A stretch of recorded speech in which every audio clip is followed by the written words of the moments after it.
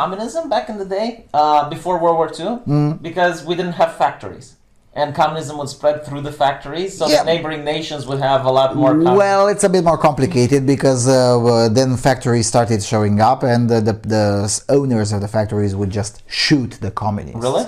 Yes, look it up. There have been several incidents in the 30s when the workers rose up for a strike and whatnot, and demanding workers' rights, whatever, labor, whatever.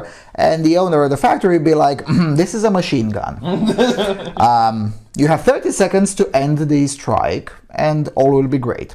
If you don't, this machine gun will start spitting lead. What if they just wouldn't go to work? Well, again, then leave the premises of the factory, because that was the thing. It was the premise. Yeah, you can be... no, they wanted to occupy the factory, because again... Occupy factory zone, yeah. Yes, except it was 100 years ago, but it was the same mentality. And the owners of the factory would like, either you go back to work, or you leave and you're all fired, and that's okay. Or I start shooting lead. And it was legal to do it? Yes, because it was on my property, and at the time you had very real... Romania was like that? I didn't know. Oh yeah, we had a gun culture until 1947. And then the commies, one of the first things the commies did was confiscate our guns. I didn't know that. Yeah, look it up, it's in the National When Archive. I edit the video, I'll probably start with this. Yeah, and they did confiscate our guns because, well... You know why. Yeah. An armed population is very difficult to convince They actually have to persuade people. You can't just dictate to people. Yeah, and of course they had bigger guns anyway, because there were the Soviet tanks, and then they faked the election. So like anyone could buy a gun in Romania? Well, almost anyone, yes. There were very few restrictions. I guess it will resemble kind of like modern day Indiana, where, yes, if you are known with the history of psychiatric disorders and whatever, probably not. But then again, you could go and buy them from some more bootleg places, and those places didn't care. Just like in modern day Indiana in the US. Oh, what is it? The gun exposition? Gun shows. Gun shows. Yes. I've been to a gun show in Indiana. It's a glorious place. I'm looking forward to get back there. Yeah. So we had a gun culture. And again, if you look at the founding document of our modern nation, right, 1848, like Article 5 or Article 6 is weapons for everyone.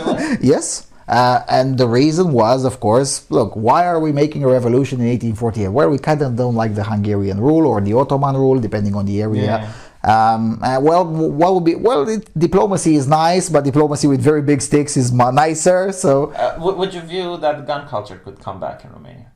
It can come back. Will it? I'm not very optimistic. I started contacting various people who are influencers on this in this country. Well, one of them lives very close from here, and I'm hoping that this month I can get to reach him physically. He owns a gun range, and he started speaking publicly about guns.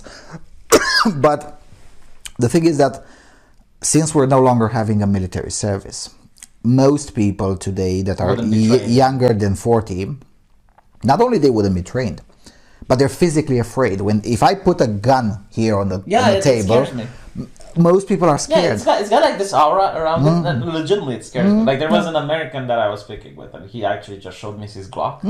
And it creates like this level of dread. It's it's mystical. And it's because men don't go to the military anymore. And I'm not saying that mandatory conscription should make a comeback. No, it shouldn't, because for the most part it was pretty terribly executed. But what I'm saying is that we should create the conditions necessary for more and more young people to at least get to touch guns. Well, gun ranges would be a thing.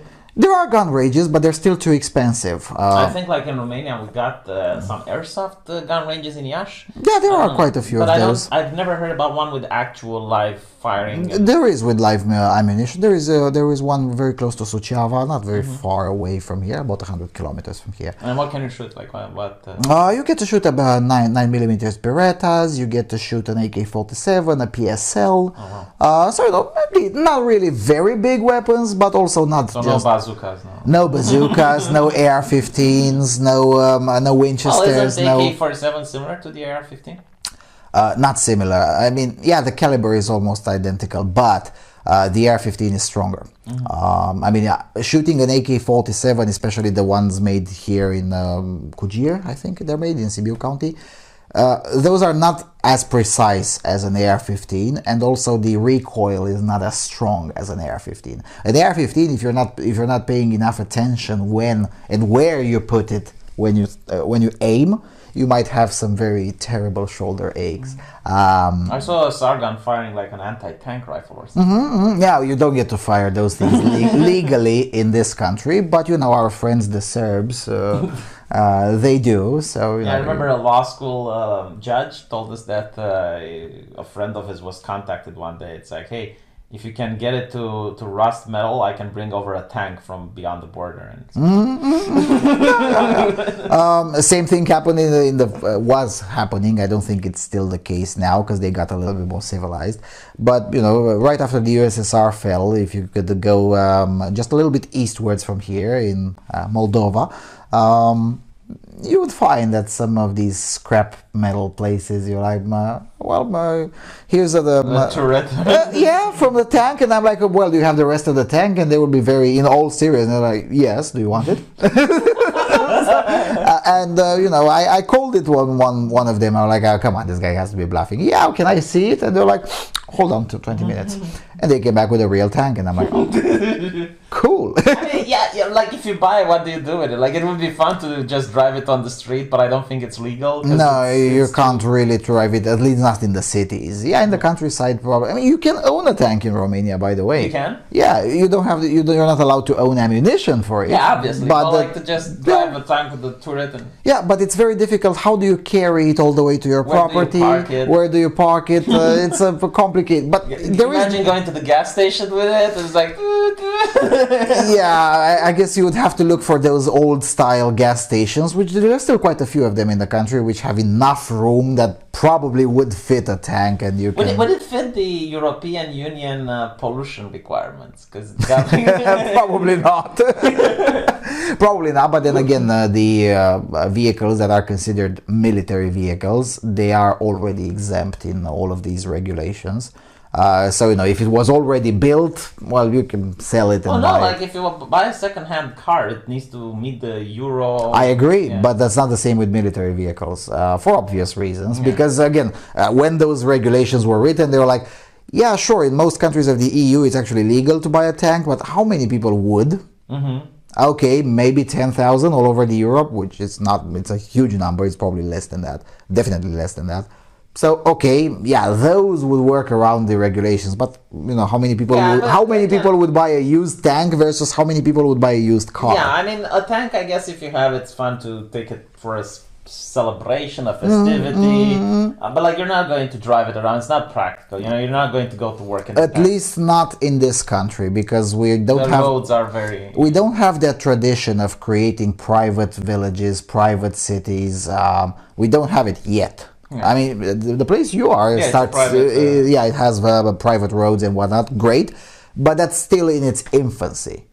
Americans have had 200 years or more to practice these kinds of things, and most tank owners are in Texas. There are about 50,000 legal tank owners, and most of them live on huge properties with their own private roads, and they don't have to. Yeah, but it's more like I don't know, like showing that's an exhibition or like showing your friends. I agree. It's a big dig show off. I'm not saying unless you buy like one of those tiny Russian tanks that were made for midgets.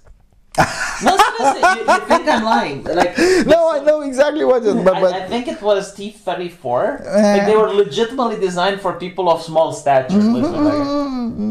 And if you have one, like I think you could actually. Yeah, and also those that don't use iron wheels, right? They use standard wheels. Also, those are much more easy to get them on public roads in almost all countries of Europe. Of course, with the exception of Britain, where you need a license for a knife, so let alone a tank.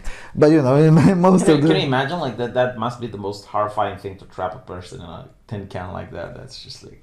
Yeah, it can be. I saw it at the museum. It was like a very small tank for a person that's either a small woman or a person that actually had like some growth deficiency. Or children, right? I don't know. I think like they did send children on the front lines in the USSR, but I don't think they put them in tanks. Now, I don't know. But what I do know is that these kinds of vehicles are It's something that you do when you're slightly older and you're like, I've already had enough toys, but I don't have the tank. So no, can you buy a jet fighter then? a jet fire. A jet fighter. I don't think so. Or an Apache helicopter. Something. Apache helicopter you can, but without the ammunition. Yeah, without the ammunition. But with the jet fire, I don't think it's legal to own a jet fire. At least not in this country. But an Apache helicopter for sure, because there are two people who legally own an Apache helicopter. Then they're not military. They've never been to the... Yeah. What about a naval destroyer? There is no law prohibiting you from buying one of those, but then it's the problem with parking. Where the hell do you park that one? I think Coca-Cola actually had an entire fleet. It was ranked as the world third most powerful in the 80s, right? Yeah, they wanted to do it. There was that joke that we're destroying the USSR much faster than... Yeah, like they actually wanted to do business with the USSR, but they couldn't just get rubles because they wouldn't be able to use the rubles and convert them into dollars. So they had to get like something practical which they could sell in the United States. And the USSR gave them a fleet that was decommissioned. And Coca-Cola was a private company that could do everything it wanted with their, I think it was like the third world military naval power. Right. They had multiple Kursk submarines and destroyers. And yes, that's true. It was in the 80s. And the running joke around Coca-Cola was that we are dismantling the USSR much faster than the US government. It would be fun. I mean, they could actually declare war against a small nation if they wanted. Yeah, well, if they provided that nation was Liechtenstein or Iceland or something, So. They could naval blockade something, yeah. Oh yeah, there you go. Maybe nowadays they're upset that they haven't kept the fleet, because nowadays would have been very useful. Oh yeah, now a private company can do whatever it wants. Yeah, at that time, sure they could use it. But would it have been a good idea? Probably not. No, of course not. In a Cold War scenario, and again, both of the big powers, right? They had nukes, man. So yeah, sure. They're going to nuke Coca-Cola's Navy. I wouldn't put that past the US. Some of the USSR military leaders be like, "Screw you, Americans, spewing." I mean, I'm just saying. No. Oh my god. So going back to the culture of guns. We have to recreate it. Well, you could start with hunting, I think. I looked at what you need to do in order to get a gun in Romania, and I told an American he was an atheist but started crossing himself. It's like, Jesus. Yes. Yeah, especially to own a gun that is with war ammunition, as our law calls it. The conditions are just insane.